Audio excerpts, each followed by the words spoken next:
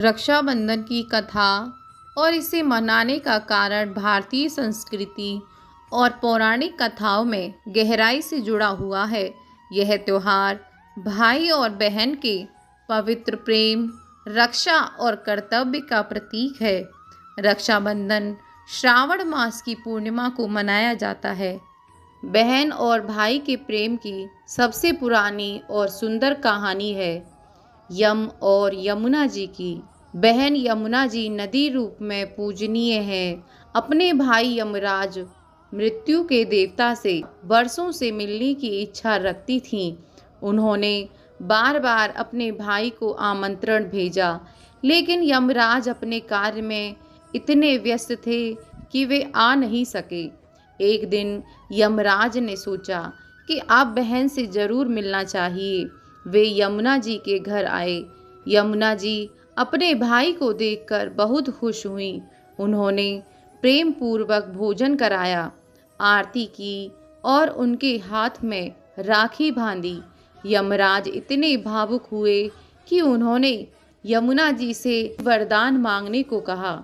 यमुना जी ने कहा, भैया आप हर साल मुझे मिलने आएं और जो भी बहन अपने भाई की कलाई पर प्रेम से राखी बांधे उसे लंबी उम्र और सुख शांति मिले।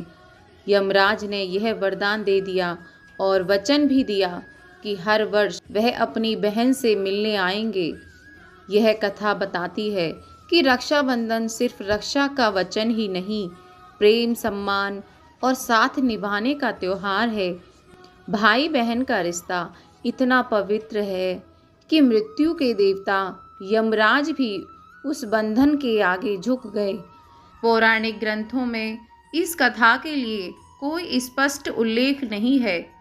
मान्यताओं के आधार पर कहा जाता है कि भगवान गणेश के 2 पुत्रों के साथ एक पुत्री भी थी, जिनका नाम था माता संतोषी। भगवान गणेश की 2 पत्नियां रिद्धि और सिद्धि थीं, जिनसे उन्हें 2 पुत्र शुभ और लाभ हुए। कथा के अनुसार एक बार गणेश जी अपनी बहन अशोक सुंदरी से रक्षा सूत्र बंधवा रहे थे।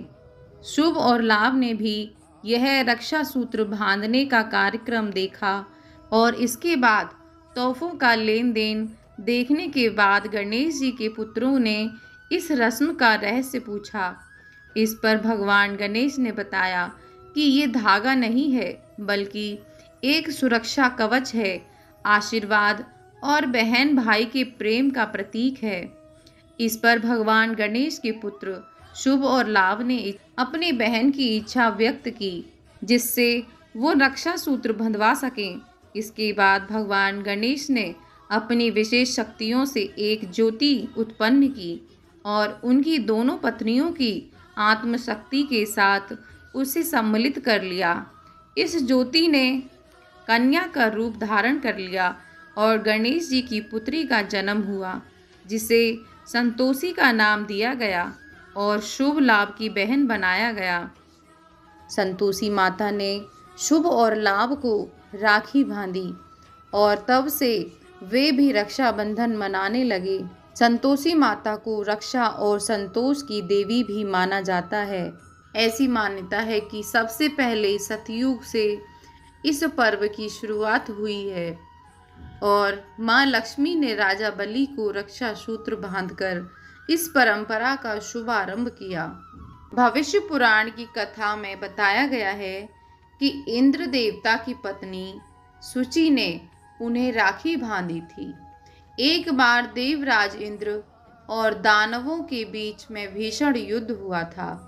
जब दैत्य हारने लगे तो देवराज की पत्नी सूची ने गुरु बृहस्पति के कहने पर देवराज इंद्र की कलाई पर रक्षा सूत्र बांधा था। तब इंद्र ने इस रक्षा सूत्र की शक्ति से स्वयं अपने और अपनी सेना के प्राण बचाए थे।